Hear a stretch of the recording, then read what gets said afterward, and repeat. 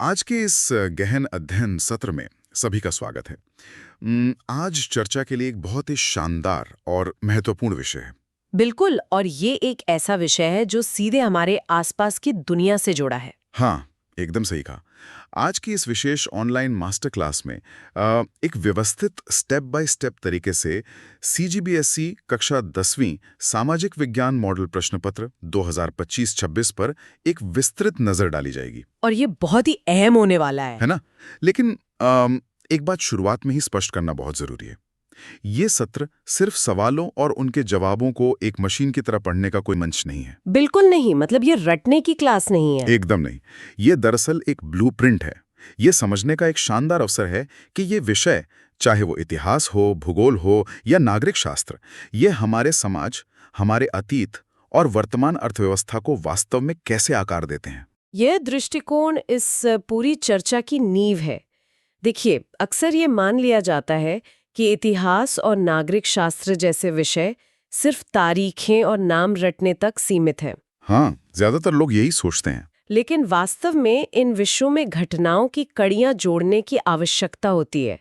जब उन कड़ियों को जोड़ा जाता है तो पूरी तस्वीर उभर कर सामने आती है। सही बात है। तभी ये स्पष्ट होता है कि कैसे दशकों पहले लिया गया कोई ऐतिहासिक निर्णय या कोई भौगोलिक बदलाव आज के दैनिक जीवन को प्रत्यक्ष रूप से प्रभावित कर रहा है। और इसी विश्लेषणात्मक नजरिए को बनाए रखने के लिए आज का ये सत्र पूरी तरह से स्लाइड बाय स्लाइड चलने वाला है। यानी बिल्कुल एक ऑनलाइन क्लास की तरह। बिल्कुल, एक शिक्षक की तरह व्यवस्थित क्रम में आगे बढ़ा जाएगा।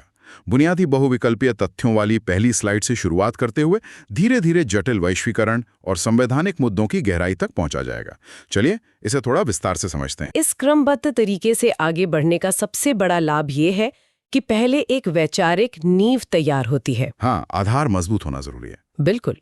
छोटी छोटी जानकारियां मिलकर कैसे बड़े सामाजिक और राजनीतिक सिद्धांतों का निर्माण करती हैं, ये देखना इस पूरी प्रक्रिया का सबसे रोमांचक हिस्सा होने वाला है। तो आइए स्लाइड 1 पर नजर डालते हैं।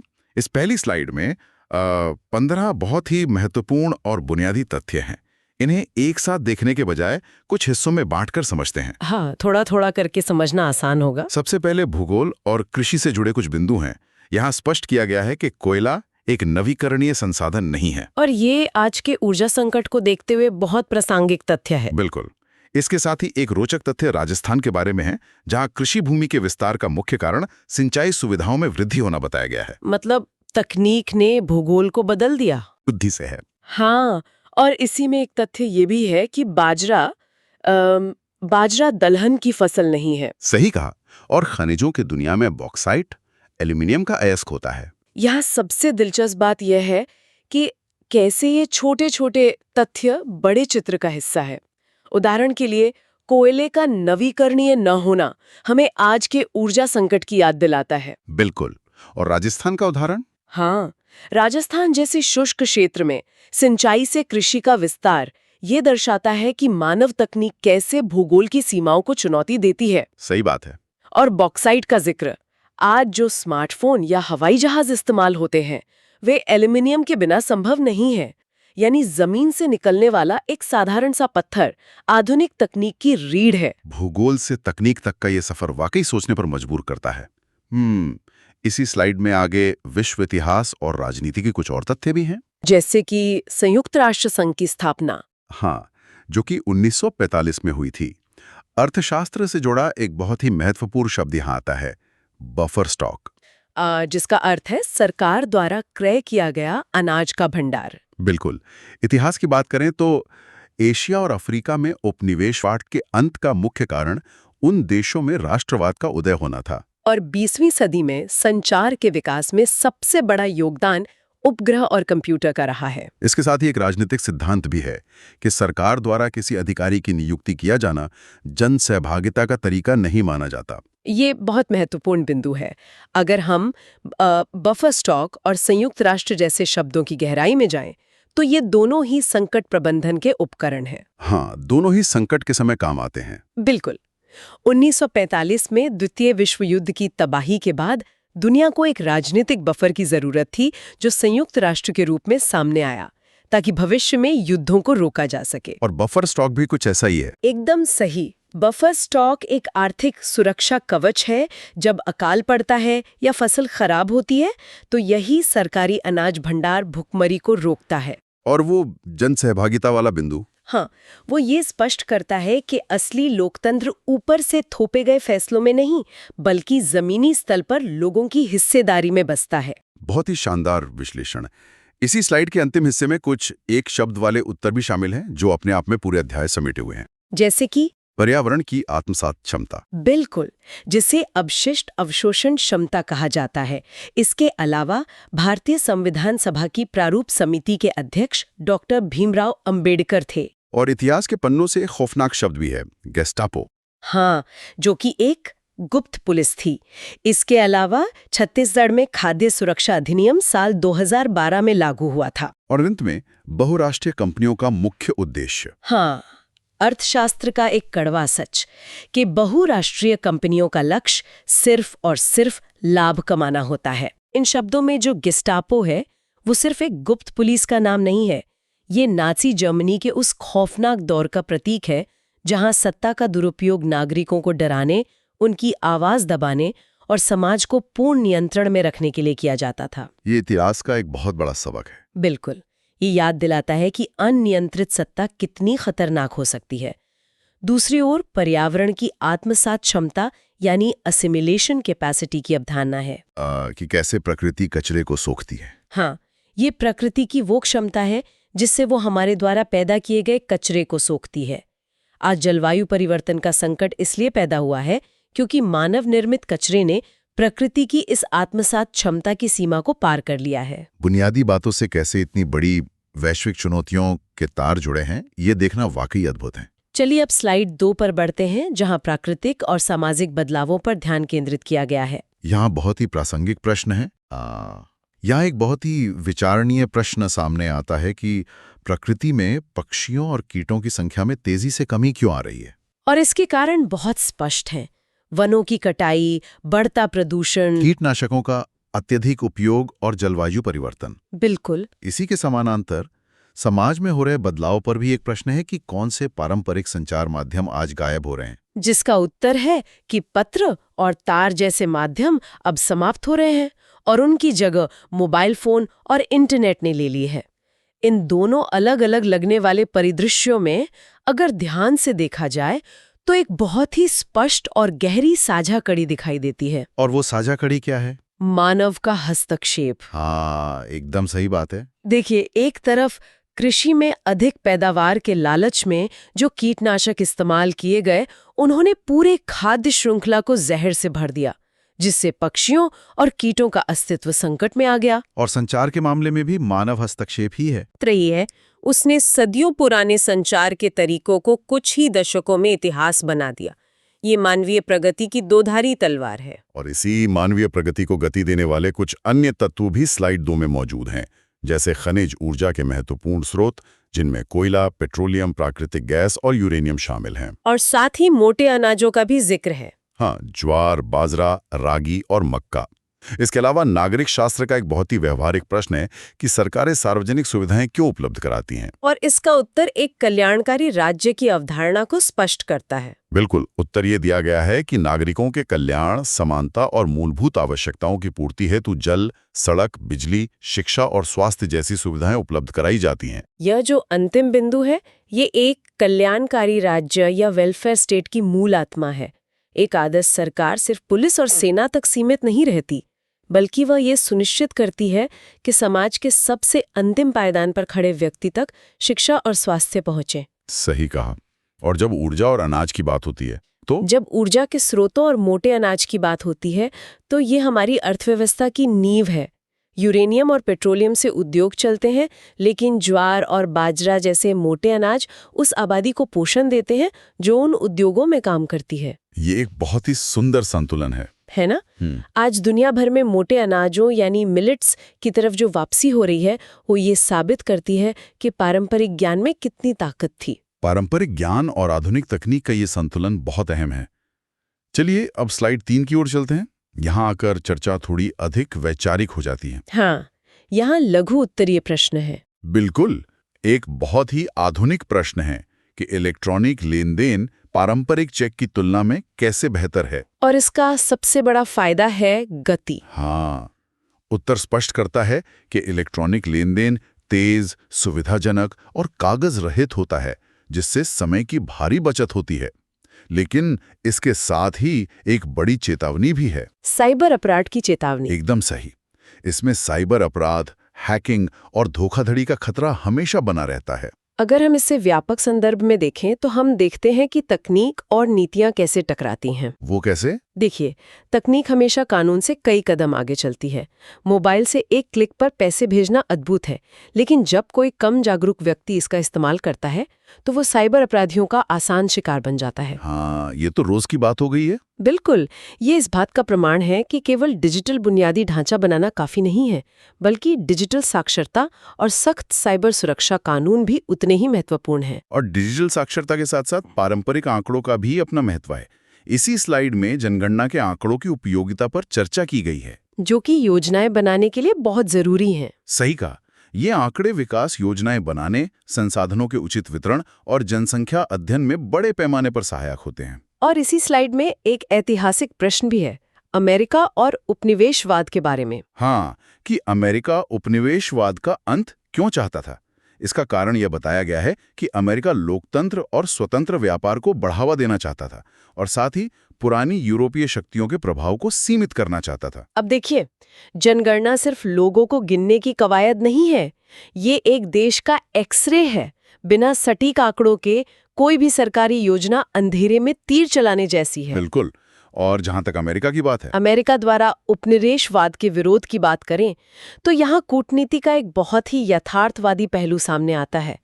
उनका विरोध केवल लोकतंत्र के ऊंचे आदर्शों पर आधारित नहीं था। तो इसके पीछे क्या कारण था? इसके पीछे उनके खुद के रणनीतिक और आर्थिक हित छिपे थे। उन्हें अपने बढ़ते उद्योगों के लिए नए बाजार चाहिए थे, जो यूरोपीय शक्तियों के कब्जे वाले उपनिवेशों में स्वतंत्र व्यापार के बिना संभव नहीं था। मतलब सत्ता और अधिकारों की एक तरह की लड़ाई। बिल्कुल, ये अंतर्राष्ट्रीय राजनीति का वो चेहरा है जहां आदर्श और स्वार्थ अक्सर एक साथ चलते हैं। और स्वार्थ व अधिकारों के इसी टकराव का एक जीवंत उदाहरण स्लाइड 3 में आगे दिया गया है। नियमगिरी का उदाहरण। हाँ, नियमगिरी के निवासियों द्वारा खनन का भारी विरोध।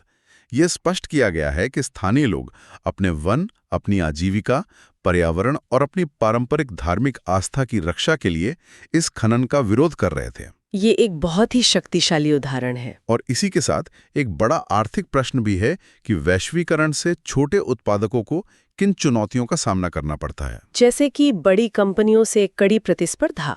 बिल्कुल, कम लाभ, बाजार की अस्थिरता और उन्नत तकनीक की कमी जैसी चुनौतियां। नियमगिरी का उदाहरण और वैश्वीकरण की चुनौती, ये दोनों ही सत्ता और स्थानीय अधिकारों के बीच के महासंग्राम को दर्शाते हैं। नियमगिरी में जो टकराव है वो सिर्फ जमीन के एक टुकड़े का नहीं है। तो ये किसका टकराव है? ये दुनिया को देखने के दो अलग-अलग नजरियों का टकराव है। एक तरफ वो मॉडल है जो पहाड़ को सिर्फ बॉक्साइट के खजाने के रूप में देखता है, और दूसरी तरफ वो लोग हैं जिनके लिए वो पहाड़ देवता है, जीवन का आधार है। और वैश्वीकरण के मामले में भी कुछ ऐसा ही है। बिल्कुल, जब अपार पूंजी वाली बहुराष्ट्रीय कंपनियां किसी स्थानीय बाजार में प्रवेश करती हैं, तो सीमित संसाधनों वाले छोटे उत्पादक उनके सामने टिक नहीं पाते। ये एक असमान युद्ध है। यहाँ विषय और भी अधिक रोचक हो जाता है जब हम स्लाइड 4 पर पहुंचते हैं, क्योंकि यहाँ 4 अंकों वाले विस्तृत प्रश्न हैं। हाँ, इस स्लाइड में भूमि, इतिहास और लोकतंत्र पर बहुत ही व्यापक चर्चा है। सबसे पहले भूमि के विविध उपयोगों की बात की गई है। कृषि, आवास, उद्योग, परिवहन और खनन के लिए। और इसके साथ ही एक बहुत ही महत्वपूर्ण अधिनियम का जिक्र है। भूमि अधिग्रहण अधिनियम 2013। ये अधिनियम प्रभावित लोगों को उचित मुआवजा, उनके पुनर्वास और उनकी सहमति का कानूनी अधिकार देता है। भूमि हमेशा से मानव इतिहास में सबसे मूल्यवान और विवादित संसाधन रही है। यह अधिनियम इसलिए इतना महत्वपूर्ण है क्योंकि ये सदियों पुराने कानून को बदलता है, जिसमें सरकार जब चाहे जमीन छीन सकता था। हाँ, पुराना कानून काफी एक तरफा था। बिल्कुल। नया अधिनियम विकास की कीमत चुकाने वाले किसानों और आदिवासियों को सिर्फ मुआवजा नहीं देता, बल्कि उन्हें हितधारक बनाता है। सामाजिक न्याय की इसी कड़ी में इस स्लाइड में इतिहास का एक बहुत बड़ा अध्याय भी शामिल है। ये पूछा गया है कि 1914 के युद्ध को प्रथम विश्व युद्ध क्यों कहा जाता है। क्योंकि ये कई महाद्वीपों तक फैल गया था। बिल्कुल। और इसी के साथ वर्साई की संधि का जिक्र है, जिसे एक आरोपित और अपमानित संधि माना गया है। इसमें जर्मनी पर अत्यंत कठोर शर्तें थोपी गईं, भारी जुर्माना लगाया गया। विश्व युद्ध और वर्साई की संधि का ये हिस्सा कूटनीतिक इतिहास का सबसे बड़ा सबक है। जब कोई युद्ध समाप्त होता है तो विजेता देशों के पास दो विकल्प होते हैं, या तो वे शांति स्थापित करें या बदला लें। और वर्साई की संधि में बदला लिया गया। एकदम सही। जर्मनी पर इतना भारी आर्थिक बोझ लाद दिया गया कि वहां की अर्थव्यवस्था चरमरा गई, और उसी हताशा और अपमान की राख से कुछ ही वर्षों बाद नाजीवाद का जन्म हुआ। ये वास्तव में रोंगटे खड़े कर देने वाला विश्लेषण है कि नीतियां कैसे भविष्य तय करती हैं। बिल्कुल। आगे स्लाइड 4 में अर्थव्यवस्था से जुड़े कुछ और पहलू हैं, जैसे छत्तीसगढ़ के विकास में खनिज संसाधनों की भूमिका, जो नए उद्योगों की स्थापना और रोजगार सृजन में मदद करते हैं। और उद्योगों की स्थापना के कारक भी बताए गए हैं। हाँ, कच्चा माल, श्रम, पूंजी और परिवहन जैसे कारक। शासन की बात करें तो भारत में भाषा आधारित राज्यों के गठन का सकारात्मक प्रभाव बताया गया है, जिसने प्रशासनिक सुविधा को बढ़ाया। पर प्रतिबंध और प्रेस सेंसरशिप जैसी घटनाएं हुई।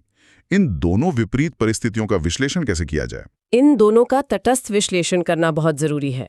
जब आजादी के बाद भाषा के आधार पर राज्यों का पुनर्गठन हो रहा था तो कई लोगों को डर था कि इससे देश टूट जाएगा, लेकिन इसके विपरीत इसने लोगों की सांस्कृतिक पहचान को सम्मान दिया। और आपातकाल का दौर? आपातकाल का दौर ये चेतावनी देता है कि लोकतांत्रिक संस्थाएं कितनी नाजुक हो सकती हैं। प्रेस पर सेंसरशिप ये दिखाती है कि बिना स्वतंत्र संस्थाओं के कोई भी व्यवस्था आसानी से अधिनायकवाद की तरफ फिसल सकती है। शासन व्यवस्था की इसी चर्चा को आगे बढ़ाते हुए स्लाइड 4 के अंतिम भाग में लोकतंत्र के व्यावहारिक पहलुओं पर बात की गई है, जैसे कि मतदाता सूची और वास्तविक मतदान का अंतर। एकदम सही। ये पूछा गया है कि दर्ज मतदाताओं की संख्या और चुनाव के दिन पड़ने वाले वास्तविक मतदान में भारी अंतर क्यों होता है, जिसके कारण जागरूकता की कमी और प्रवास है। हाँ, साथ ही एक सैद्धांतिक प्रश्न भी है कि लोकतंत्र को सर्वोत्तम सरकार क्यों माना जाता है। उत्तर है कि यह समानता और जनभागीदारी को सुनिश्चित करता है। ये जो मतदान का अंतर है, ये सिद्धांत और वास्तविकता के बीच की खाई को दर्शाता है। किताबों में लोकतंत्र सर्वोत्तम है, लेकिन जमीन पर जब एक मजदूर को रोजगार के लिए शहर छोड़ना पड़ता है और वो वोट नहीं डाल पाता, तो लोकतंत्र कमजोर होता है। मतदाताओं की ये उदासीनता बहुत चिंताजनक है। बिल्कुल। अधिकार मिलना एक बात है, लेकिन उन अधिकारों का सक्रिय रूप से प्रयोग करना ही एक जीवंत समाज की निशानी है। जीवंत समाज के निर्माण की इसी प्रक्रिया को समझने के लिए अब अंतिम स्लाइड यानी स्लाइड 5 पर आते हैं। यहाँ 5 अंकों के दीर्घ उत्तरीय प्रश्न है। हाँ, यहाँ समाज की दिशा बदलने वाले बड़े संशोधनों पर चर्चा है। 86वां संशोधन, जिसने शिक्षा को मौलिक अधिकार बनाया, और 73वां संशोधन, जिसने पंचायती राज व्यवस्था को संवैधानिक दर्जा दिया। ये दोनों ही बहुत बड़े बदलाव थे। इसके साथ ही कार्यपालिका बनाम संसद की भूमिका को स्पष्ट किया गया है, जहां संसद कानून बनाती है और कार्यपालिका उन्हें लागू करती है। ये जो संविधान संशोधन है, ये महज कानूनी दस्तावेज नहीं है, ये भारत के सामाजिक परिदृश्य में आए विशाल बदलाव हैं। 73वें संशोधन ने सत्ता को सीधे गांव की चौपाल तक पहुंचा दिया और महिलाओं की भागीदारी भी बढ़ाई। बिल्कुल। और संसद तथा कार्यपालिका का जो संबंध है, वो ये स्पष्ट करता है कि संसद में चाहे कितने भी बेहतरीन कानून बन जाएं, अगर कार्यपालिका उसे सही नियत से लागू नहीं करती तो वो कानून सिर्फ कागज का एक टुकड़ा बनकर रह जाता है। सही नियत और क्रियान्वयन का ये मुद्दा पूरे विश्व इतिहास में देखा जा सकता है। स्लाइड 5 का अगला हिस्सा फिर से विश्व मंच की ओर ले जाता है, रूसी क्रांति की तरफ। हाँ, रूसी क्रांति के बड़े प्रभाव, जैसे ज़ारशाही का अंत, सोवियत संघ का उदय। इसी से जुड़ा एक और प्रश्न है कि रूस प्रथम विश्व युद्ध के बीच से अलग क्यों हो गया, जिसके कारण आर्थिक संकट और शांति की मांग थी। बिल्कुल, सैनिकों की भारी जानमाल की हानि और भुखमरी से जूझती जनता का असंतोष। रूसी क्रांति आधुनिक मानव इतिहास की वो घटना है जिसने पूरी 20वीं सदी को 2 ध्रुवों में बांट दिया। ज़ारशाही का गिरना ये साबित करता है कि कोई भी साम्राज्य अगर वो अपनी जनता के अधिकारों की अनदेखी करता है तो उसका पतन निश्चित है। और युद्ध से बाहर निकलना। वो ये दिखाता है कि विदेशी युद्ध तब तक नहीं लड़े जा सकते जब तक घर के भीतर शांति न हो। जब सैनिक मोर्चे पर मर रहे हों और परिवार रोटी के लिए तरस रहे हों, तो सत्ता परिवर्तन होकर ही रहता है। और अब इस स्लाइड और हमारे पूरे विश्लेषण के अंतिम बिंदु पर आते हैं, जो आज की अर्थव्यवस्था पर केंद्रित है। इसमें बताया गया है कि बहुराष्ट्रीय कंपनियां किसी दूसरे देश के उत्पादन पर नियंत्रण कैसे स्थापित करती हैं। भारी निवेश और उन्नत तकनीक के जरिए। हाँ, इसी से जुड़ा वैश्वीकरण का सबसे बुरा प्रभाव भी उजागर किया गया है कि इसका सबसे ज्यादा नुकसान स्थानीय कृषि और छोटे उद्योगों पर पड़ा है, जो विदेशी माल की कड़ी प्रतिस्पर्धा के सामने टिक नहीं पाते। ये एक महत्वपूर्ण प्रश्न उठाता है कि आखिर ये वैश्वीकरण किसके फायदे के लिए काम कर रहा है? क्या वैश्वीकरण का लाभ समाज के हर वर्ग तक समान रूप से पहुंच रहा है? ये एक बहुत ही विचारणीय सवाल है। जब एक बहुराष्ट्रीय कंपनी अपार पूंजी के साथ किसी बाजार में उतरती है, तो स्थानीय कारीगर बेरोजगार हो जाते हैं। यह विकास के उस असंतुलित मॉडल पर गंभीर सवाल खड़े करता है, जहां आर्थिक असमानता की खाई लगातार गहरी होती जाती है। तो आज के इस व्यवस्थित स्लाइड बाय स्लाइड सफर में एक बहुत ही शानदार दूरी तय की गई है। 1 अंक के बुनियादी तथ्यों से लेके 5 अंक के जटिल वैश्वीकरण और संवैधानिक मुद्दों तक।